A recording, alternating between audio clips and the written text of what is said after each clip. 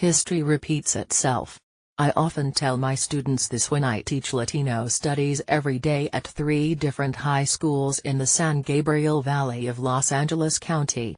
Latino studies is a fairly new class in a district where 92% of students are Latino, many of Mexican descent. Yet there are still those who would say that classes like these don't belong in our schools. An important history lesson I give my students is about the East Los Angeles walkouts of 1968. 50 years ago, Mexican-American students were fed up with unequal conditions of their schools, including high push-out rates, racist and discriminatory attitudes or practices of school staff, not being reflected in the school curriculum and being tracked into vocational and special education classes. From March 1 to March 8, more than 15,000 students walked out of 5 high schools: Belmont, Garfield, Lincoln, Roosevelt, and Wilson. They sparked a larger movement across the Southwest and inspired generations. The walkouts paved the way for students like my parents, who would later walk the halls of those very same schools in East Louisiana. My mother and father went to Garfield and both had the opportunity to attend some college. Had the walkouts not happened, my parents might not have had these opportunities. They instilled in me the importance of education and where we come from, so that I, a ex-Chicana, believed that one day I could obtain a doctorate. The walkouts were a point in history when Mexican-American students decided that enough was enough. This tradition of speaking out against injustice continues, as we have recently seen with the students in Parkland, Florida. 50 years later, Mexican-American/Chicano and Latino students are still facing discriminatory and differential education. If these students don't know about their history, how will they know how to push back against the narratives that tell them they are less than? What will they do when they are still tracked into vocational classes and away from college preparatory classes in our schools and told they are not college material?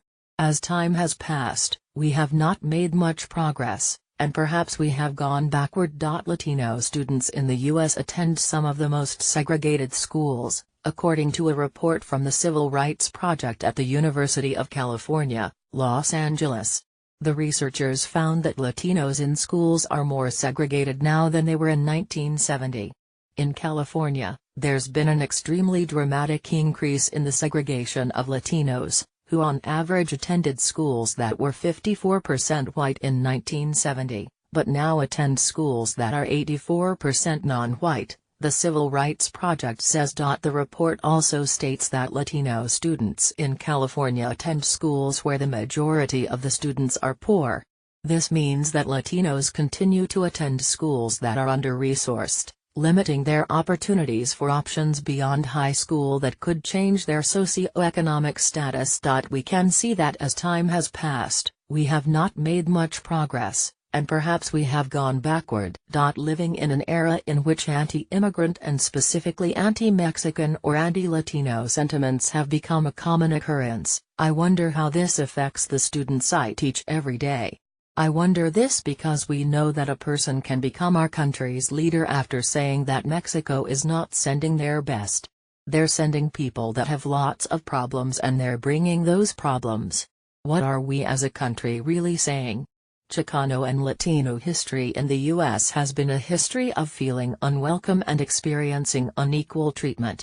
Segregated schools for Mexican-American children were supposed to be a thing of the past after 1947's Mendez v. Westminster challenged that they were not only discriminatory, but also harmful. I was a middle school student during the time of Proposition 187 in California, which would have made it illegal to provide education, non-emergency health care and other services to anyone suspected of being undocumented. In 1994, I walked out of class in protest with fellow classmates, but we were locked in the school by gates that separated us from the street. We stood and watched the students from the high school march by on their way to a rally with other local schools. During that time, it is estimated over 10,000 students in Southern California walked out against Proposition 187. As a college student in 2006, I participated in marches against H.R. 4437, a bill sponsored by Representative Jim Sensenbrenner, Republican, Wisconsin, that called for increased militarization of the border and criminalization of undocumented people and anyone assisting them. These protests spread across the U.S., where hundreds of thousands of people marched and more students walked out of their schools. Students must be empowered by history and the knowledge that something can be done to make a change. Some would say students who walk out don't know why they are protesting,